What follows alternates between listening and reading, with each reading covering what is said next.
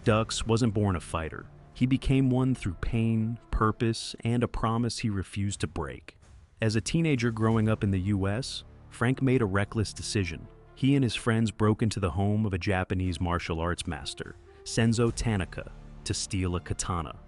But something stopped Frank. Guilt, respect, honor. He stayed behind to return the blade. And that moment changed his life.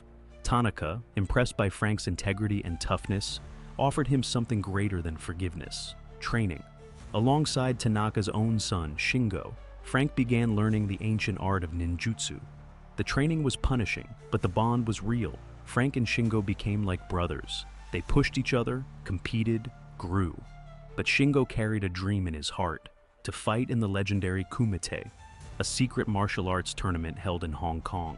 That dream would never be realized. Shingo died, and with him, the bloodline of the Tanaka clan seemed to end. But Frank stepped forward. He told Tanaka he would carry the name, the honor, the legacy. "You are my son," Tanaka told him. The training intensified. Frank learned to fight blindfolded, to endure pain, and to still his mind until nothing outside could shake him. His body became a weapon, his mind a fortress. Years later, Frank, now a captain in the US Army, receives his invitation to the Kumite. But the military doesn't understand what this means to him. They try to keep him from going. Colonel Cook refuses to authorize the trip. But Frank has made a promise, and nothing will stop him from keeping it. He goes AWOL, says goodbye to a now sick and aging Tanaka, and flies to Hong Kong. Two agents from the Criminal Investigation Command, Helmer and Rawlins, are sent to bring him back. But Frank is already in the heart of something much bigger. In Hong Kong, he meets Ray Jackson, a brash American fighter, and Victor Lin, their local guide. Ray is loud, wild, and fearless, but Frank sees a friend. They bond over arcade games and jokes, but they're both there for the same reason: the fight. At the Kumite, hidden deep in the walled city, Frank must prove his legitimacy. The officials are skeptical, but when he performs the dim mak, breaking only the bottom brick in a stack, he earns their respect.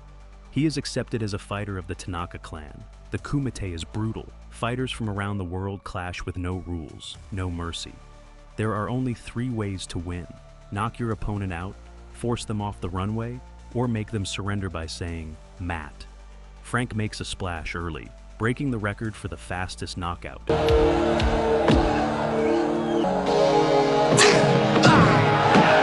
Which draws the attention and fury of the reigning champion, Chong Li, a ruthless and undefeated fighter who killed a man in the previous Kumite. Meanwhile, Frank meets Janice Kent, an American journalist trying to expose the underground tournament. They connect, even share a romantic night. But when she asks Frank to help her stop the violence, he refuses. "I have to do this," he says, "to be the best I can be." But the tournament turns darker. Jackson faces Chong Li and nearly wins, but his overconfidence costs him.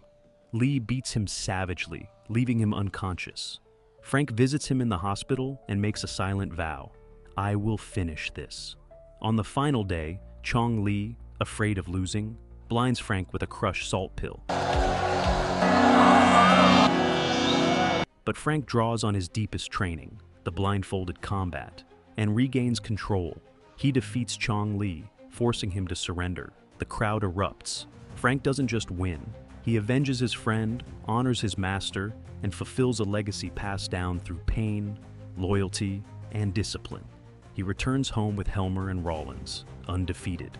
Between 1975 and 1979, Frank Dux would go on to win 329 Kumite matches, holding 4 world records.